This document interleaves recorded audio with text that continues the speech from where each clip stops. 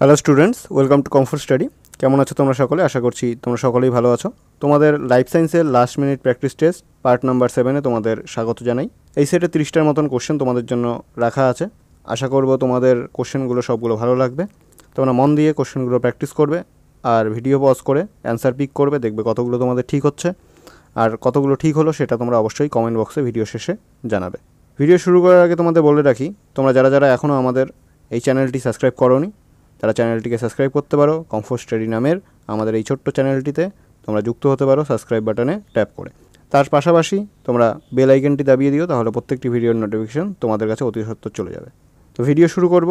যদি ভিডিওটি ভালো লেগে থাকে এটা অবশ্যই লাইক করবে ভিডিওটিকে আর শেয়ার করবে তোমাদের মতন যারা আরও প্রিপারেশন নিচ্ছে তাদের কাছে। আমাদের টেলিগ্রাম চ্যানেল আছে, টেলিগ্রাম চ্যানেলে তোমরা জয়েন হও। সেখানে তোমরা এই কোশ্চেনগুলোর পিডিএফ পেয়ে যাবে, সেখান থেকে তোমরা পিডিএফগুলো ডাউনলোড করে নিতে পারো। টেলিগ্রাম ডিসকাশন গ্রুপ আছে আমাদের, সেখানে তোমরা ডিসকাস করতে পারো একে অপরের সাথে, কিংবা কোনো কোশ্চেন থাকলে টিচার্সদের জিজ্ঞেস করতে পারো, তোমাদের কোশ্চেন সলভ করে দেওয়া হবে। একই সুযোগ সুবিধা তোমরা পাচ্ছ হোয়াটসঅ্যাপ গ্রুপেও, তো সেখানেও তোমরা জয়েন করো। সবগুলোর লিঙ্ক তোমরা পেয়ে যাবে ভিডিও ডেসক্রিপশন বক্সে, তো সেখানে গিয়ে তাড়াতাড়ি জয়েন করো। বেশি দেরি করবো না, আজকে ভিডিও শুরু করা যাক। ফার্স্ট কোশ্চেন দেখো তোমাদের দেওয়া আছে, বলা আছে ব্যক্তজীবী উদ্ভিদের শস্য সাধারণত কোন প্রকারের? ব্যক্তজীবী উদ্ভিদের শস্য সাধারণত কোন প্রকারের হয়ে থাকে? আমরা সাধারণত যে শস্য পড়ে থাকি সেটা কিন্তু আমরা 3N পড়ে থাকি, ঠিক আছে? রোজ দিন পড়াই, এটা বানানটা ভুল আছে, এখানে দন্তাস্য হবে, শস্য, ঠিক আছে? তো ব্যক্তজীবী উদ্ভিদের শস্য সাধারণত কোন প্রকারের হয়ে থাকে? অপশন দেওয়া আছে N, 2N, 3N, কোনোটি নয়। ব্যক্তজীবী উদ্ভিদের ক্ষেত্রে শস্য হয়ে যায় N প্রকৃতির, ঠিক আছে? শস্য হয়ে যায় N প্রকৃতির, ঠিক আছে? নেক্সট কোশ্চেন বলেছে নিচের কোনটি অসমাঙ্গ ফুল? অসমাঙ্গ মানে সমান নয়, ঠিক আছে? তো অসমাঙ্গ ফুল, নিচের কোনটি অসমাঙ্গ ফুল? অপশন দেওয়া আছে ধতুরা, জবা, কুমড়ো, মটর। খুব ইজি একটা কোশ্চেন, তোমাদের এখানে রাইট অ্যান্সার হয়ে যাবে মটর, ঠিক আছে? মটর ফুল অসমাঙ্গ ফুল। নেক্সট কোশ্চেন বলেছে ভুট্টার কাণ্ডে কোন প্রকৃতির নালিকা বান্ডিল দেখা যায়? ভুট্টার কাণ্ডের মধ্যে আমরা জানি ফাঁপা কাণ্ড হয়, সেই ভুট্টার কাণ্ডের মধ্যে কোন প্রকৃতির নালিকা বান্ডিল দেখা যায়? অপশন দেওয়া আছে মুক্ত সমপার্শ্বীয়, বদ্ধ সমপার্শ্বীয়, মুক্ত সমদ্বিপার্শ্বীয়, আর কোনোটি নয়। তো ভুট্টার কাণ্ডে আমরা যে ধরনের নালিকা বান্ডিল দেখতে পারি সেটা হয়ে যাবে তোমাদের right answer option number C, মুক্ত সমদ্বিপার্শ্বীয়, ঠিক আছে? অপশন নাম্বার সি হয়ে যাবে রাইট অ্যান্সার। নেক্সট বলেছে ফাইলট হলো পরিবর্তিত কি?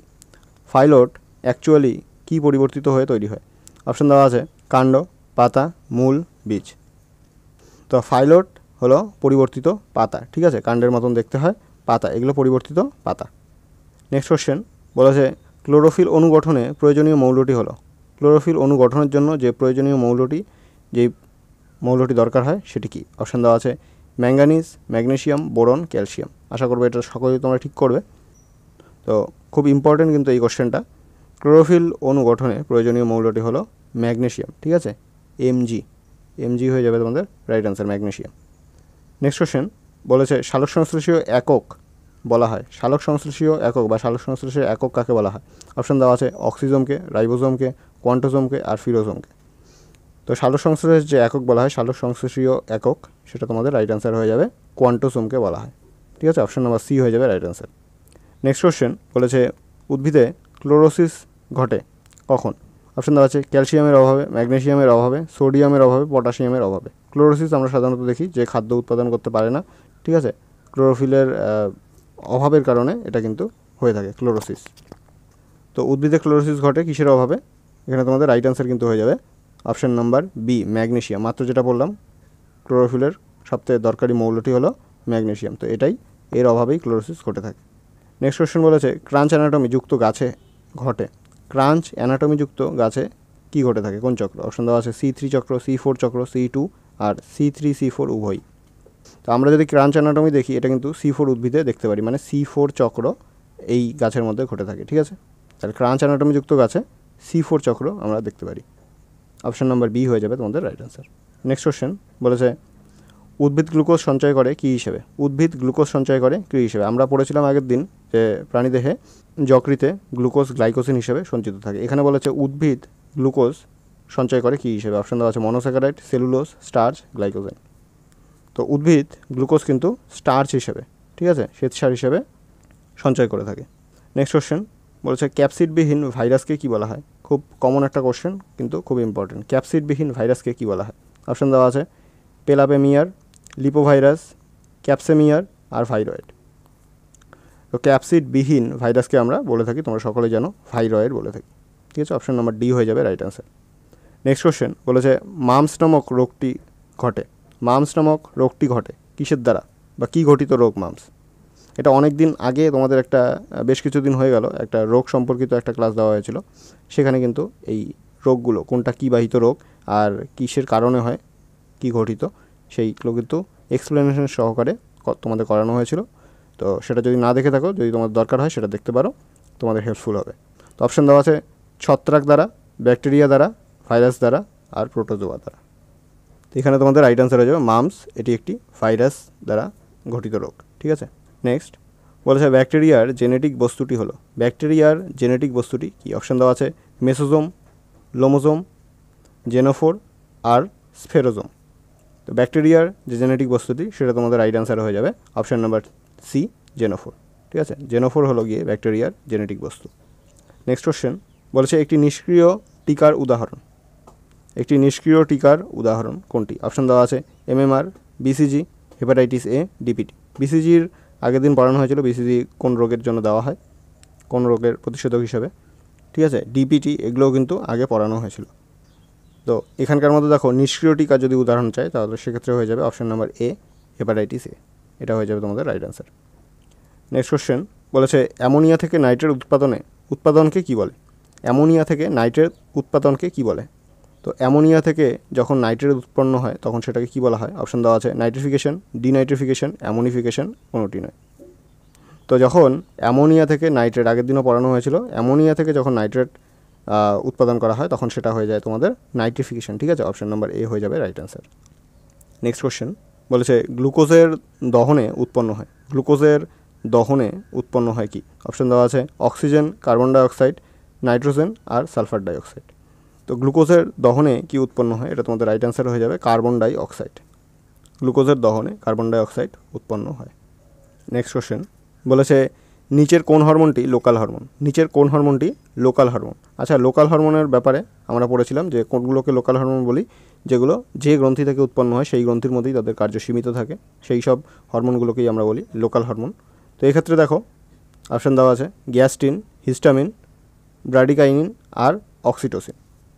তো এখানকার মধ্যে লোকাল হরমোন তোমরা সকলে জানো, তোমাদের রাইট অ্যান্সার এখানে হয়ে যাবে অপশান নাম্বার এ, গ্যাস্ট্রিন। ঠিক আছে, গ্যাস্ট্রিন হয়ে যাবে লোকাল হরমোন। নেক্সট কোশ্চেন বলেছে প্যারামেসিয়ামের গমন অঙ্গ কোনটি? প্যারামেসিয়ামের গমন অঙ্গ। গমন অঙ্গ খুব ইম্পর্টেন্ট একটা টপিক। অনেক প্রাণীর, এককোষী থেকে বহুকোষী অনেক প্রাণীর কিন্তু গমন অঙ্গের ব্যাপারে কোশ্চেন আসে। তো বেশিরভাগ আমরা যেটা দেখেছি অ্যামিবার গমন অঙ্গ। ঠিক আছে, তারা মাছের গমন অঙ্গ আমরা বললাম। তো এখানে বলেছে প্যারামেসিয়ামের গমন অঙ্গ কোনটি? অপশান দেওয়া আছে পা, ফ্ল্যাজেলা, সিলিয়া, সিটা। তোমাদের এখানে রাইট অ্যান্সার কিন্তু হয়ে যাবে সিলিয়া। ঠিক আছে, প্যারামেসিয়ামের গমন অঙ্গের নাম হলো cilia. Option number C right answer. Next question বলেছে দেহের তাপমাত্রা নিয়ন্ত্রণকারী গ্রন্থিটি হলো। দেহের তাপমাত্রা নিয়ন্ত্রণকারী গ্রন্থিটির হলো কোন গ্রন্থি দেহের তাপমাত্রা নিয়ন্ত্রণ করে? অপশান দেওয়া আছে পিনিয়াল, পিটুইটারি, থাইরয়েড, হাইপোথ্যালামাস। তো এখানে দেখো দেহের তাপমাত্রা নিয়ন্ত্রণকারী গ্রন্থিটি তোমাদের রাইট অ্যান্সার হয়ে যাবে অপশান নাম্বার ডি, হাইপোথ্যালামাস। ঠিক আছে, নেক্সট কোশ্চেন বলেছে আলো ও উষ্ণতার প্রভাবে উদ্ভিদ অঙ্গের বক্রচলনকে কী বলা হয়? আলো আর উষ্ণতা উভয়ের। অপশান দেওয়া আছে নিকটিনাস্টিক, সিসমোনাস্টিক, ফোটোনাস্টিক আর থার্মোনাস্টিক। তো আলো আর উষ্ণতার প্রভাবে উদ্ভিদ অঙ্গের বক্রচলনকে বলা হয় নিকটিনাস্টিক। অপশান নাম্বার এ হয়ে যাবে রাইট অ্যান্সার। নেক্সট কোশ্চেন বলেছে কোষ বিভাজনের কোন দশায় বোকে স্টেজ দেখা যায়? কোষ বিভাজনের কোন দশার মধ্যে বোকে স্টেজ দেখা যায়? খুব ইম্পর্টেন্ট একটা কোশ্চেন। বোকে স্টেজ দেখা যায় কোষ বিভাজনের কোন দশায়?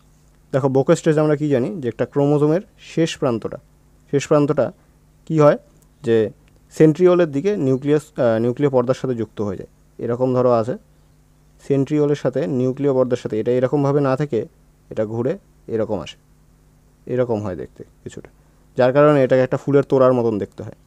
এই জন্য একে বোকে বলা হয়, বোকে স্টেজ বলা হয়। তো এখানে অপশান দেওয়া আছে লেপ্টোটিন, জাইগোটিন, প্যাকাইটিন আর টেলোফেজ। কোন দশায় বোকে স্টেজ দেখতে পারি?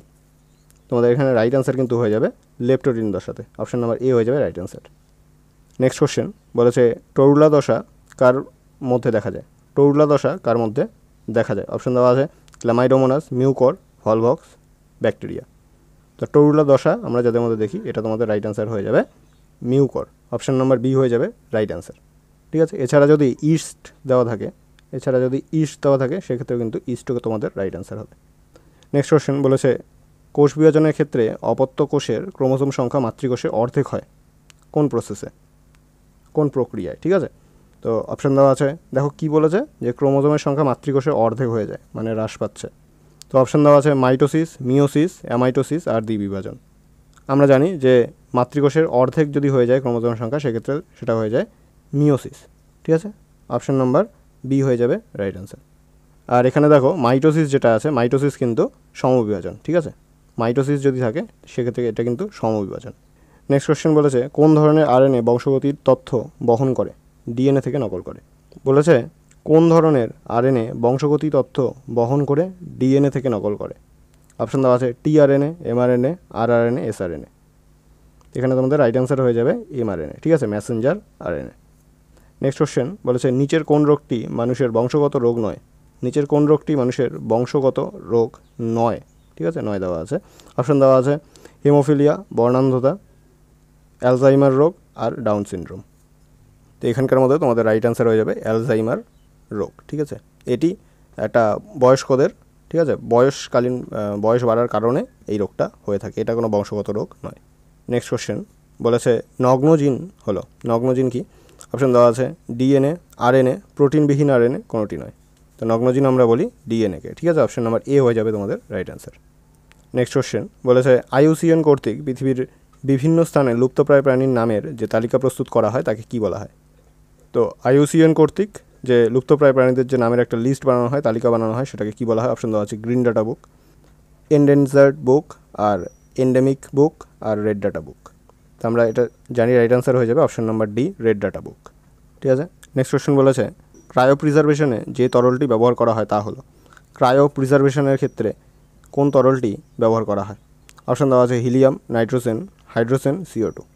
খুব ইজি আর খুব ইম্পর্ট্যান্ট একটা কোশ্চেন, এটা তোমাদের রাইট অ্যান্সার হয়ে যাবে ক্রায়ো প্রিজার্ভেশন করা হয় নাইট্রোজেন, তরল নাইট্রোজেন -196°C। ঠিক আছে, নেক্সট কোশ্চেন বলেছে সিলভিকালচার শব্দটি যুক্ত কিসের সঙ্গে? সিলভিকালচার শব্দটি কিসের সাথে যুক্ত? অপশান দেওয়া আছে বন সংরক্ষণের সাথে, বন্যপ্রাণী সংরক্ষণের সাথে, ভূমি সংরক্ষণের সাথে আর জল সংরক্ষণের সাথে। তো সিলভিকালচার যেটার সাথে যুক্ত সেটা তোমাদের রাইট অ্যান্সার হয়ে যাবে বন সংরক্ষণের সাথে। অপশান নাম্বার এ হয়ে যাবে রাইট অ্যান্সার। নেক্সট কোশ্চেন বলেছে মাটিতে নাইট্রোজেনের পরিমাণ বাড়ে, মাটিতে নাইট্রোজেনের পরিমাণ বাড়ে কী করলে? অপশান দেওয়া আছে ডাল জাতীয় শস্য চাষ করলে, ধান চাষ করলে, আলু চাষ করলে, গম চাষ করলে। তো আমরা জমিতে নাইট্রোজেনের পরিমাণ বাড়ানোর জন্য কী পড়েছি? যে শিম্বগোত্রীয় উদ্ভিদের চাষ করা হয়। তো সেক্ষেত্রে তোমাদের রাইট অ্যান্সার হয়ে যাবে ডাল জাতীয় উদ্ভিদের চাষ করা হয়। ঠিক আছে, অপশান নাম্বার এ হয়ে যাবে রাইট অ্যান্সার। নেক্সট কোশ্চেন আর আজকের এই সেটের আমাদের লাস্ট কোশ্চেন। তো বলা আছে ব্লুবেরি সিনড্রোমের কারণ কি? অপশান দেওয়া আছে পানীয় জলের নাইট্রেটের বৃদ্ধি, পানীয় জলে আর্সেনিকের অভাব, আর বাতাসে CO2 এর মাত্রা বৃদ্ধি, আর খাদ্যে আয়োডিনের অভাব। তো ব্লুবেরি সিনড্রোম কিসের জন্য আমরা দেখি?